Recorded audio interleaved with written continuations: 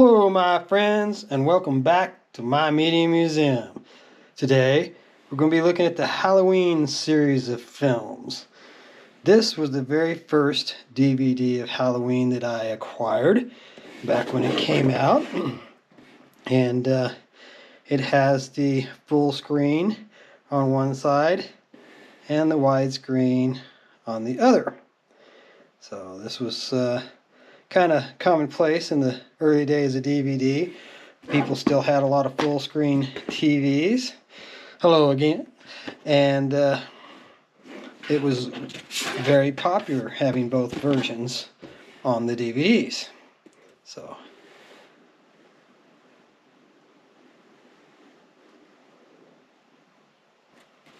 this one's got a really nice booklet here for us to look over. Let's try to bend that without damaging it. The Night He Came Home.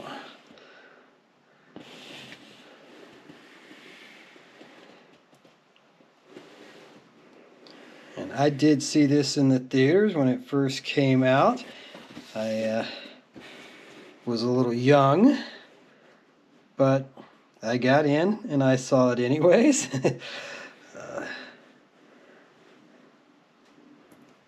And I remember it quite well.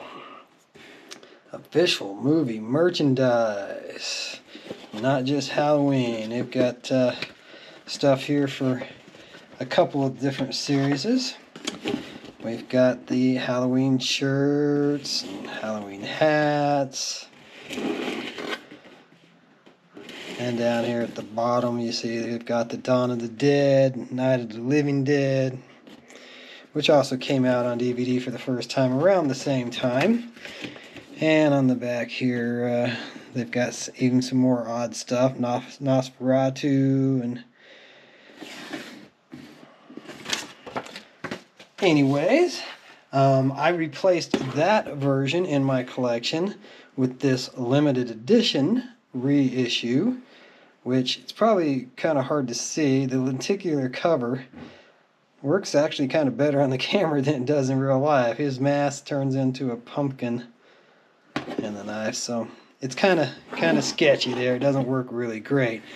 But the thing that was really cool about this edition of the DVD is that it has the TV version on here, which includes 12 minutes of additional footage.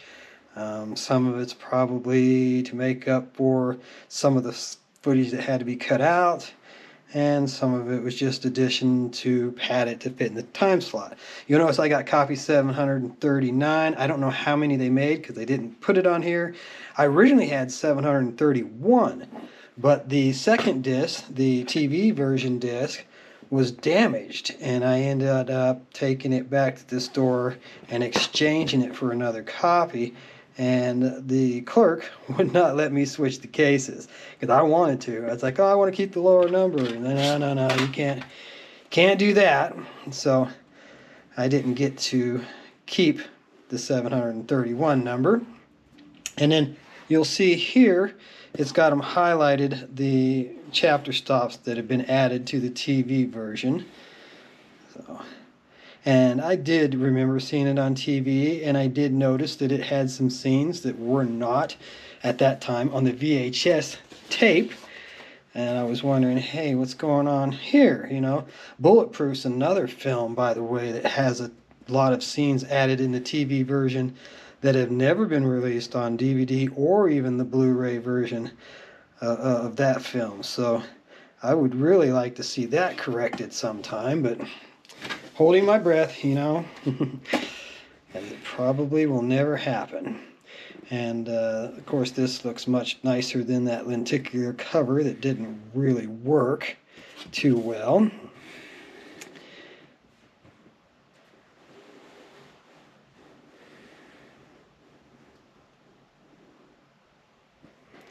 And then we've got this nice little shot of the doctor and the nurse in the car shortly before they got attacked, and it's a postcard.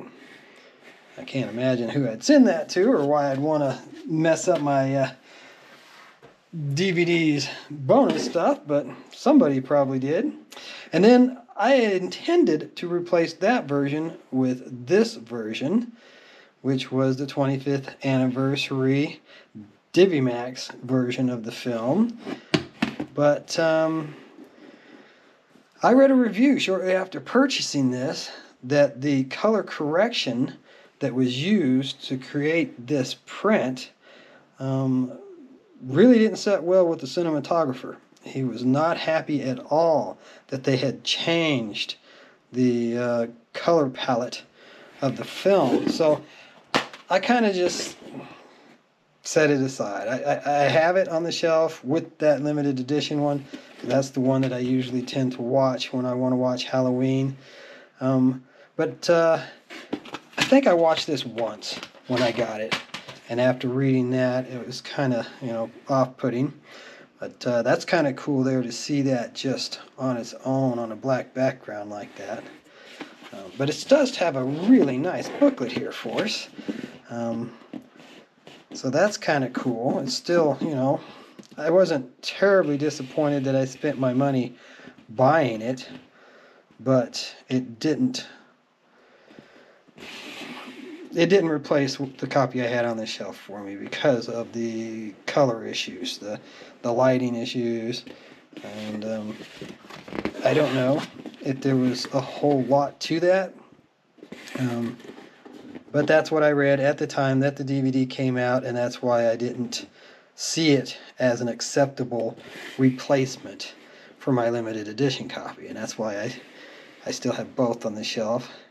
I could probably box this one up and file it away now that I'm having space issues. I reached the point of one in, one out a few years ago. The wife won't let me build any more shelves, so I'm kind of tapped out on the space that I have available to me. And that doesn't mean I'm getting rid of anything. It just means I'm boxing them up and putting them out in the shed. That's a pretty good shot of Donald Pleasance there. And I've seen this movie so many times over the years. Before I met the wife, I watched it every single Halloween. And the first Halloween together, I told her, we got to watch Halloween. She goes, no, we don't. She wasn't buying into that plan at all. So that kind of ended there when I got married. I quit watching it every Halloween as a ritual. So, sacrifices you make, That one was a minor one. And besides, I do enjoy giving out candy to the kids, so I used to dress up. And not having been allowed to take part in Halloween as a child, it's a pagan holiday, and the religious beliefs that I was raised up with did not allow for us to celebrate Halloween.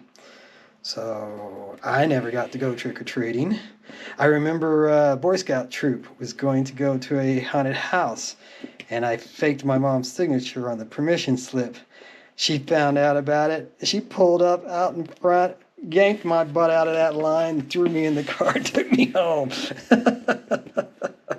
Looking back now, I can laugh at it all, because, hey, it's all water under the bridge now.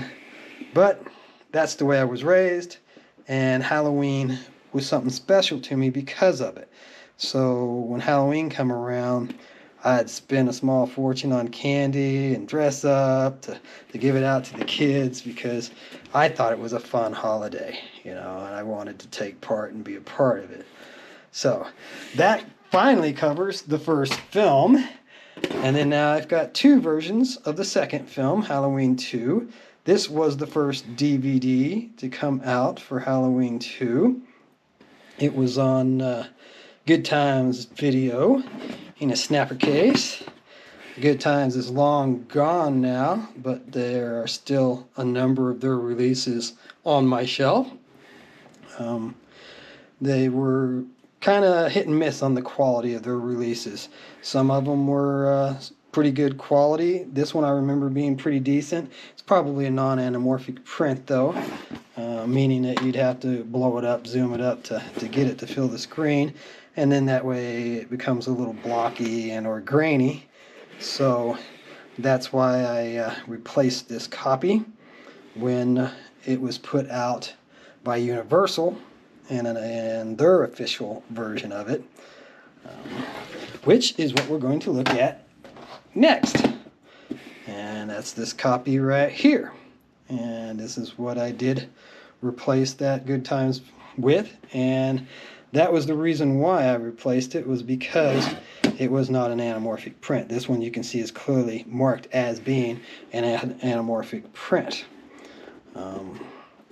So that made it worth purchasing and replacing, in my opinion. And so, boy, we sure spent a lot of time just on the first film. So we're going to probably wrap this episode up here with this release, because there is no booklet. And we'll pick up in the next episode with Halloween 3, the single non-Michael Myers Halloween. And that'll carry us on up to the end of what I have, which was the Rob Zombie's first one. So come on back for the next episode and we'll cover those.